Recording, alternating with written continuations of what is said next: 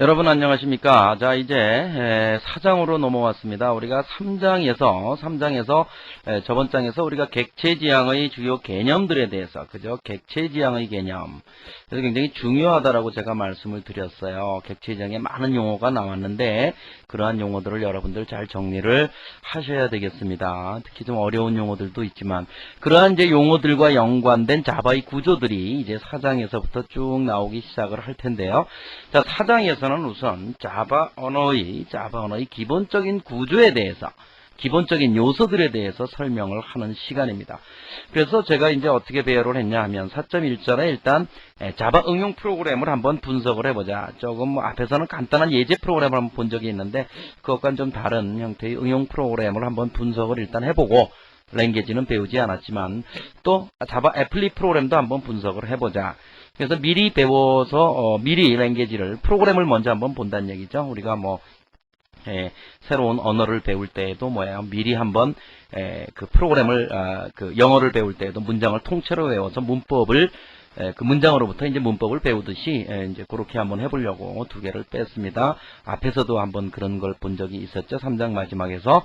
자, 그 다음에 4.3절에는 이제 아이덴티파이어와 예약어. 그래서 자바에서는 식별자는 어떻게 쓰고 예약어에는 어떠한 것들이 있는가, 이런 것들을 배우겠고요. 4.4절에서 변수와 자료형, 그죠? 자바에서 다루는 자료형에는 어떤 것들이 있는가. 객체지향 언어이기 때문에 모든 게 객체이기 때문에 사실은 자료형이라는 게 존재하지 않을 텐데 객체 외에는 자바에서는 8개의 기본 자료형을 자료형으로는 제공을 하고 있습니다. 그런 것에 대한 설명. 4.5절의 형변환, 그죠? 어떻게 해서 인테자와 플로에트가 형변환이 될 수 있는가, 이런 것들에 관한 이야기. 연산자와 수식, 배열, 문자열 등에 관해서 말씀을 드리도록 하겠습니다. 또 5장에서도 역시 제어문이 나오고 있는데 4, 5장은 어떻게 보면 C 언어를 배우신 분은, C 언어를 알고 계신 분은 그리 어렵지 않은 언어의 구문구조이기 때문에 쉽게 넘어갈 수 있을 거라고 예상이 됩니다. 그렇지만 제 강의는 전혀 모른다라고 생각을 하고 제가 강의를 하도록 하겠습니다. 자, 우선 4.1절에 자바 응용 프로그램부터 한번 살펴보죠. 자, 교재 60페이지를 보십시오. 전체 프로그램이 나와 있죠. 자, 이 프로그램이 무엇을 하는 프로그램이냐? 사실은 그것에 대해서는 잘 알 필요는 없고요. 다만 이제 이러한 프로그램의 구성 요소를 우리가 살펴보자 한다는 거죠. 자, 그 첫 번째로 우리가 자바는 주석, 커멘트를 어떻게 쓰느냐? 커멘트를 어떻게 쓰느냐를 한번 살펴보죠. C 언어와 유사하다, 같다, 이렇게 생각하셔도 됩니다. 자, 주석으로서 이렇게 멀티라인 주석으로서 이렇게 슬래시 별표 들어가는 게 있죠. 그리고 별표 슬래시, 요 사이에 있는 것은 전부 주석으로 간주한다는 얘기죠. 즉 프로그램의 실행과는 전혀 상관이 없는, 주석으로, 그죠? 프로그램을 설명하는. 그 다음에 라인 커멘트가 있죠. 한 라인의 커멘트. 그래서 이것은 끝나는 게 없죠. 그냥 이걸로 시작하면 그 라인의 끝까지가 주석이란 얘기죠. 그래서 그 줄의 끝까지를 주석으로 처리하고요. 그 다음에 별표 2개짜리가 있어요. 특이하게. 이것은 우리가 프로그램상에서 직접 사용하는 것이 아니고 자바 DOC라고 하는 다큐멘테이션을 생성하는 툴이 있습니다. 이 툴에 의해서 HTML 파일에서 주로 사용되는 이러한 주석이라고 보시면 되겠습니다. 자, 이제 이러한 주석이 자바에서는 이러한 것을 주석으로 쓴다 한다는 것을 여러분들이 아셔야 되겠습니다. 자, 그 다음에 두 번째 요소로서 클래스를 정의하는 방법에 대해서 알아보려고 해요. 클래스를 어떻게 정의하는가. 자, 이 프로그램을 한번 살펴보죠. 이 프로그램은 두 개의 클래스로 구성이 되어 있습니다.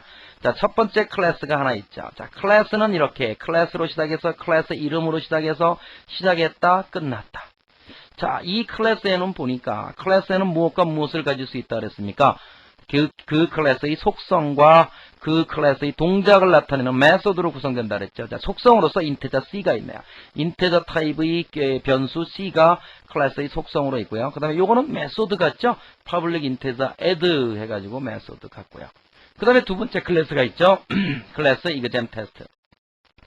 자, 여기엔 보니까 메인 메소드가 여기에 존재하네요. 자, 이렇게 어플리케이션 프로그램에 나오는 클래스들은 그 중에 메인 클래스에는 반드시 메인 메소드가 존재해야 돼. 뒤집어서 이야기하면 메인 메소드가 있는 클래스가 메인 메소드입니다. 즉, 이 프로그램이 하나의 파일로 저장이 되겠죠. 그럼 그 파일의 이름은 뭐가 돼요? examtest.java가 반드시 돼야 돼요. 즉, 이놈과 이놈의 이름이 같아야 돼요. 그렇지 않으면 에러입니다. 그 파일을 찾을 수가 없어요. 즉, 이 이름이 있는 응용 프로그램에서 이 이름과 똑같은 클래스에는 반드시 메인 메소드가 존재를 해야 됩니다. 자, 이 클래스에는 뭐가 있어요? 메소드 하나밖에 없죠, 사실은. 그죠? 메인 메소드 하나밖에 없습니다. 자, 여기에서 설명하려고 하는 것은 이 절에서 클래스 정의를 어떻게 하느냐. 이것도 역시 가로 열고 가로 닫고 요것만 설명하려고 그래요. 나머지는 다음 절에서 설명하면 되죠. 자, 클래스 정의에 대해서 살펴봤습니다. 이번에는 그 메인 클래스 안에 있는 메인 메소드에 대해서 한번 살펴보도록 하자. 메인 메소드. 그래서 메인 메소드는 반드시 public static void main 이렇게 선언해야 돼요. 이게 뭐고 이게 뭐고 이게 뭐냐 모르셔도 됩니다. 뒤에 가서 설명을 하겠습니다. 다만 메인 메소드의 기능이 뭐냐 이거죠. 기능. 그죠? 기능. 그래서 메인 메소드는 자바 응용 프로그램에 반드시 있어야 하는 특수한 메소드야. 꼭 C나 C++ 언어의 메인 함수. 그죠? 이거와 같다. 이렇게 생각을 하시면 됩니다. 그 메인 함수가 어떤 역할을 해요? 그 프로그램이 시작할 때 첫 번째로 수행되는 함수죠. 역시 여기서도 마찬가지예요. 프로그램 실행 시 처음으로 자동으로 실행되는 메소드가 바로 메인 메소드예요. 그래서 일반적으로 자바 응용 프로그램에서는 이러한 메인 메소드 내에서 다른 클래스의 객체를 생성을 해요. 그죠? 그런 다음에 그 객체에게 어떤 메시지를 보내서 원하는 결과를 얻는 이러한 형태로 동작을 합니다. 자, 메인 메소드에 대해서 아셨죠? 여기서 알아야 될 건 뭐라 그랬어요? 응용 프로그램의 메인 클래스에 반드시 있어야 되는 메소드이고 이 프로그램이 실행할 때 처음으로 시작되는 메소드이다. 자, 그것만 아시면 됩니다. 자, 메인 메소드에 대한 설명이었죠? 그러면 메인 메소드는 여기서 보니까 메인 메소드는 여기 아규먼트가 있어요. 이렇게 그죠? 스트링 아그스 반드시 이렇게 쓰셔야 돼요. 스트링 타입이에요. 스트링은 이미 JDK에서 제공되는 클래스 라이브러리의 이름이에요. 그죠? 클래스 라이브러리 이미 있는 거예요. 그 타입의 아그스라고 하는 배열을 쓰겠다라는 뜻이겠죠. 배열의 뜻입니다. 배열. 그래서 메인 메소드의 매개 변수 아그스에 대해서 한번 살펴보자. 메인 메소드는 문자열의 배열. 아까 뭐라 그랬어요? 스트링, 아그스 딱 했죠? 배열 표시를 했죠? 문자열의 배열을 매개 변수로 받는 거죠. 그죠? 매개 변수로 받는다. 그래서 이것은 프로그램 실행 시 필요한 정보를 전달하기 위해서 사용이 돼요. 이러한 매개 변수를 우리는 커맨드 라인 아기먼트. 그죠? 커맨드 라인 아기먼트라고 부르죠. 자, 명령형 매개 변수들은 그럼 입력된 순서에 따라서 배열에 저장이 됩니다. 자, 우리가 한번 볼까요? 지금 프로그램의 예제에서 지금 뭐가 나왔냐면은 중간쯤 60페이지 프로그램 보세요. 뭐라고 나왔어요? integer.parse integer args 제로를 x에 집어넣어라 이렇게 돼 있죠. 자, 이 뜻은 잘 몰라도 돼요. 이게 무슨 뜻이냐면 args 제로는 뭐야? args라고 하는 배열의 제로 번째 요소를 의미하겠죠. 근데 이것의 타입이 뭡니까? 스트링. 그죠? 문자열이란 말이죠. 근데 지금 이 프로그램에서는 그 문자열을 숫자로 바꾸고 싶어요. 요 위에 뭐가 선언되어 있어요? integer xy하고 선언되어 있죠. x라고 하는 인테자 변수의 문자열을 받아들이고 싶어요. 문자열은 이 김충석 이런 게 문자열인데 또는 땡땡 30 이거 문자열이죠. 숫자가 아니죠. 이게 문자열이기 때문에 그걸 숫자로 바꾸기 위해서 integer라고 하는 클래스가 이미 있어요. 그 클래스에 parse integer라고 하는 메소드가 있는데 이 메소드는 이미 인테저 클래스에 있는 메소드죠. 그걸 불러다 쓰기만 한 거예요. 그럼 이 메소드가 하는 일은 뭐예요? 이 문자열을 정수로 바꾸어주는 일을 이 메소드가 하는 것이죠. 그러니까 이건 이미 JDK에서 제공되는 거니까 우리는 갖다가 이렇게 쓰기만 하면 되는 거예요. 그럼 이 메소드는 문자열을 받아들여서 뭘로 바꿔? 정수로 바꾸어서 그걸 리턴 시켜주죠. 리턴 시켜준 값, 그 값을 x에 집어넣어라 그 뜻이죠. 마찬가지 y에 집어넣어라. 그럼 여기서 보면 이건 뭐예요? args 0, args 1. 그럼 이 프로그램을 앞에서 봤던 이 프로그램을 실행시킬 때 어떻게 실행시켜요? C에 프롬프트 상에서 Java, 그죠? Java 어떻게 합니까? exam test, 그죠? 우리 앞에서 봤죠? exam test 하고 매개 변수를 한 칸 띄고 여기에다가 준다. 순서대로 준다. 이 첫 번째 순서가 args 0고 두 번째 게 args 1이 되는 거예요. 자동으로 이게 args 2가 되는 거예요. 그죠? 2가 되는 거예요. 이렇게 해서 매개 변수로 잡히게 되는 거죠. 그러니까 args라고 하는 배열은 가변 배열이죠. 이때 자 이제 이 프롬프트 상에서 Java exam test 하고 수행하죠. 한 칸 띄고 20 한 칸 띄고 40 이렇게 줬어요. 그럼 이게 바로 뭘로가 args 제로로 자동으로 이거를 실행시킨과 동시에 엔터키를 친과 동시에 args라고 하는 배열이 만들어진다 생각하시면 돼요. 그죠? 그리고 거기에는 뭐가 들어있어요? 첫 번째 값으로 20, 두 번째 값으로 40 이렇게 들어있는 거야. 이 배열에. 이 명령에 의해서. 그렇게 되면 어떻게 되겠습니까? 지금 프로그램을 살펴보면 메인 메소드가 args라고 하는 배열을 받았어요. 프로그램 60페이지 보세요. integer sum 선언해놓고 integer xy 선언 끝말 그대로 선언이고 x는 integer.parse integer 해가지고 뭐를 했어요? 이때 받은 20은 뭡니까? args 제로는 뭡니까? args 제로는 뭡니까? 이거는 문자열 20이에요. 그죠? 그거를 뭘로 바꿔? 정수 20으로 바꿔서 x에다가 집어넣죠. 그죠? y에다가 40을 집어넣죠. 아시겠습니까? 자, 이렇게 해서 실행을 시키게 되더라 한다는 거죠. 이렇게 해서 실행을 시키게 되더라. 그래서 어떻게 했어요? 그 다음에는 객체의 생성과 메시지 전달에 대해서 살펴보죠. 자, 그 다음에 얘가 한 일은 뭐냐? 일단 XY의 값을 집어넣어 놓고 그 다음에 얘가 한 일은 뭐냐? 객체를 생성하고 메시지를 전달하려고 그래요. 자, exam이라고 하는 클래스로부터 그 위에 exam 클래스가 이미 독립적으로 선언되어 있죠. 객체 변수를 선언했어요. exam type, exam object, new exam, exam 클래스로부터 객체, exam object를 뿅 하고 생성을 한 거죠. 그러고 나서 그 객체는 이 클래스는 뭘 가지고 있었어요? 아까 sum이라는 변수와 그 다음에 또 뭘 가지고 있었어요? add라는 메소드를 가지고 있었죠. exam object add하고 이 객체의 메소드를 호출을 했죠. add 메소드를. 그런데 매개 변수로 뭘 줬어요? x와 y. 조금 아까 인테저로 변환한 xy 변수 값을 여기다가 매개 변수에 실어서 이 메소드를 호출했어요. 그죠? 자, 호출했으면 어떻게 되겠습니까? 호출했으면 이 프로그램에서 보면 add 메소드 인테저 a와 b로 받게 되겠죠? 이게 x 값이고 이게 y 값이겠죠? 이걸로 받게 돼요. 그럼 그 두 개 값을 더해 얘가 속에서. 그죠? 그래서 return c 값을 리턴하죠? 그죠? 인테저죠? 반환되는 값이 인테저죠? c 값을 리턴해줘요. 그죠? 자, 다시 가서 보면 요 두 개의 값을 20과 40이라는 값을 넘겨주면 그놈이 그걸 더해서 요 메소드의 반환된 결과값 즉 60으로 넘겨주고 그 60은 어디에 배정이 돼? sum이라고 하는 변수에 배정이 됩니다. 그렇죠? sum이라고 하는 변수에 배정이 돼요. 그럼 sum이라고 하는 변수에 배정이 됐어요. 여기까지가. 그죠? 자, 여기서 설명해 놓은 거 읽어보죠. 예제 프로그램에서 메인 메소드는 exam 클래스로부터 객체 exam 오브젝트를 생성했다. 요 문장이죠. 자, 명령형 인자로부터 입력된 xy 값을 매개 변수로 해서 exam 오브젝트의 객체의 add 메소드를 수행하라는 메시지죠. 뭐가 메시지야? 이게 메시지야. 그죠? 지저분하니까 다시 깨끗이 지우고. 뭐가 메시지예요? 요게 메시지예요. 그죠? 요게. 그 메시지를 보낸다. exam 클래스의 add 메소드는 매개 변수를 받아서 두 개의 수를 더해서 그 결과를 반환하고 반환된 값은 sum 변수에 저장한다. 자, 이렇게 객체 지향은 동작을 합니다.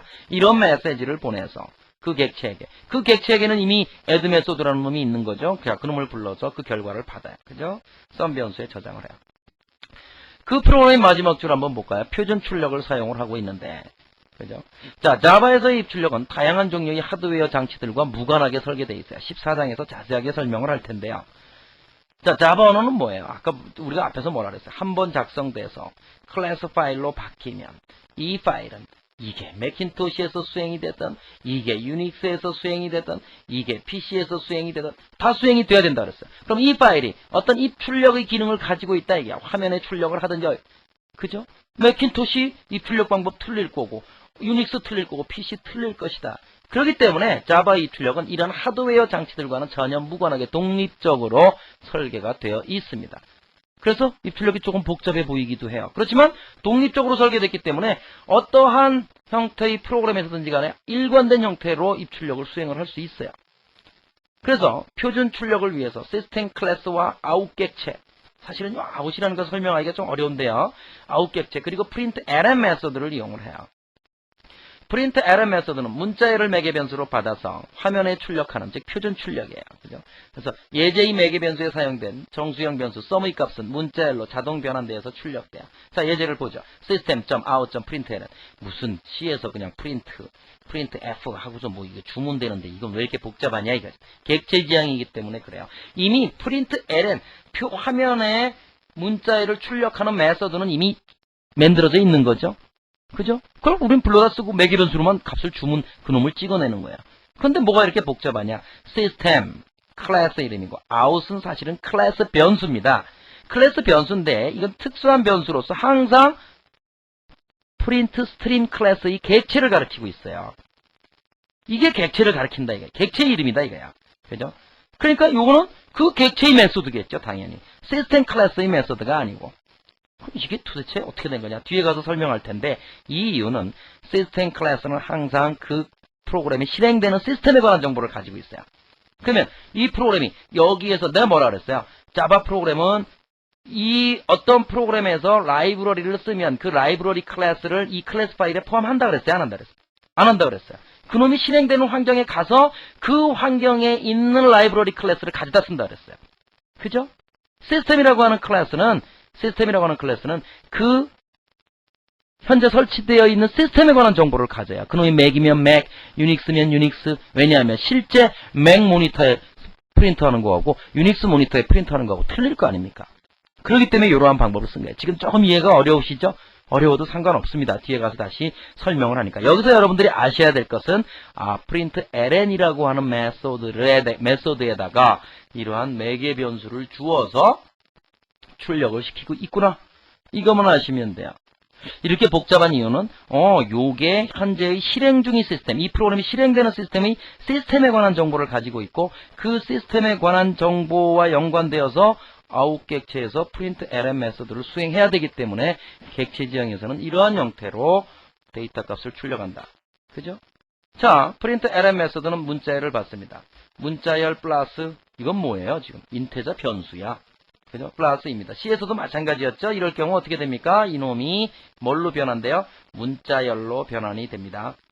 이 개념은 아시겠죠? 자, 설명 한번 해볼까요? XY, X 플러스 Y 할 때 이놈이 숫자라면 이게 20이고 이게 40이라면 당연히 60이 나오죠. 그렇지만 X 플러스 Y 할 때 이놈이 문자열이라면 즉 땡땡 20, 땡땡 40이라면 이 결과는 뭡니까? 문자열 컨카티네이션이죠. 20 플러스 20 잘못했죠. 2040이 나와버리죠. 그죠? 문자열 컨카티네이션하고 숫자 덧셈은 다른 거죠. 근데 이건 뭐를 한다는 얘기예요? 문자열 플러스 숫자이기 때문에 숫자를 다시 뭘로 바꿔요? 문자열로 자동 형변환이 일어난다 생각하시면 돼요. 그죠? 자동으로 형변환이 일어나서 그렇잖아요. 문자열하고 숫자를 더할 방법이 없잖아. 그러니까 입력한 값은 땡땡 60 땡땡입니다. 그게 다 문자열이니까 그냥 이 앞에처럼 어떻게 나왔어요? 이 앞에처럼 이걸 수행했더니 결과가 입력한 값의 합은 60입니다. 이렇게 문자열이 컨카티네이션 돼서 나왔습니다. 자, 아시겠습니까? 지금 우리가 1절에 그 자바 응용 프로그램을 한번 분석을 해봤습니다. 자, 4.2절에서 이제 애플릿 프로그램을 분석을 해보도록 하죠.